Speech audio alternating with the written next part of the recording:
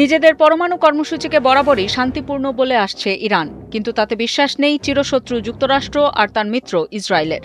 তাদের দাবি গোপনে পরমাণু অস্ত্র বানাচ্ছে তেহরান, কারণ জাতিসংঘের পরমাণু প্রকল্প পর্যবেক্ষণকারী সংস্থা ইন্টারন্যাশনাল অ্যাটমিক এনার্জি এজেন্সির দাবি ইরানের কাছে 400 কেজি ইউরেনিয়াম আছে।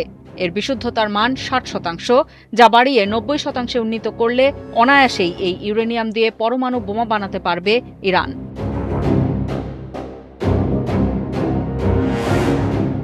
এই ইউরেনিয়ামই যুক্তরাষ্ট্রের মাথাব্যথা ও ভয়ের বড় কারণ।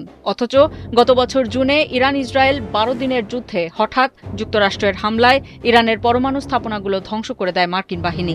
এরপর থেকে ইরানের ইউরেনিয়ামের কোনো হদিস নেই বলেও দাবি করে ওয়াশিংটন। এরপরও নতুন করে যুদ্ধবিরতির আলোচনায় ইরানের সেই ইউরেনিয়াম বা পারমাণবিক কর্মসূচিই মুখ্য। ওয়াশিংটন ও তেহরানের আলোচনার কেন্দ্রে সবসময়ই থাকে ইউরেনিয়াম। যুক্তরাষ্ট্র চায় ইরান তার ইউরেনিয়াম হস্তান্তর করুক, অন্যদিকে ইরান সবসময়ই এই আহ্বান প্রত্যাখ্যান করে আসছে। গত 6 থেকে 27 ফেব্রুয়ারি পর্যন্ত 21 দিন ধরে সংলাপ চলে তেহরান ও ওয়াশিংটনের মধ্যে। 27 ফেব্রুয়ারি কোনো সমঝোতা চুক্তি ছাড়াই শেষ হয় সংলাপ। তার পরদিন 28 ফেব্রুয়ারি ইরানে যৌথ অভিযান শুরু করে ইসরায়েল ও যুক্তরাষ্ট্র। শুরু হয় ইরান যুক্তরাষ্ট্র ইসরায়েল ত্রিমুখী যুদ্ধ। টানা 40 দিন যুদ্ধের পর 8 এপ্রিল যুদ্ধবিরতি ঘোষণা করে যুক্তরাষ্ট্র ও ইরান, যা এখনও বহাল আছে। দুই দেশের মধ্যে একটি স্থায়ী শান্তি চুক্তি সই করতে গত 11 এপ্রিল ইসলামাবাদে সংলাপে বসেছিলেন মার্কিন ও ইরানি প্রতিনিধিরা, কিন্তু সেই সংলাপও ব্যর্থ হয়েছে এবং চুক্তি সই না করেই দুই দেশের প্রতিনিধিরা ফিরে গেছেন।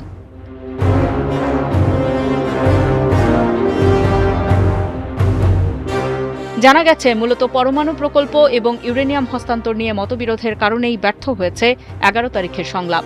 আসছে আলোচনায়ও কেন্দ্রে থাকবে ইরানের ইউরেনিয়াম, কারণ ওয়াশিংটনের কাছে এই মুহূর্তে সবচেয়ে গুরুত্বপূর্ণ হল ইরানের পরমাণু কর্মসূচিতে সীমারেখা টানা। ইরান যুক্তরাষ্ট্র চুক্তি হলে একদিকে তেহরানের ওপর থেকে যুক্তরাষ্ট্রের নিষেধাজ্ঞা সরে যাবে, অন্যদিকে যুক্তরাষ্ট্রের কাছ থেকে মিলবে নিরাপত্তা নিশ্চয়তা। তার জন্য ইরানকে মানতে হবে ট্রাম্পের শর্ত। এরই মধ্যে ট্রাম্প বলেছেন ইরান সব শর্তে রাজি, যদিও তা অস্বীকার করেছে তেহরান। তাই সময়ই বলে দেবে এর ভবিষ্যৎ। আফসানা শাওন, 71।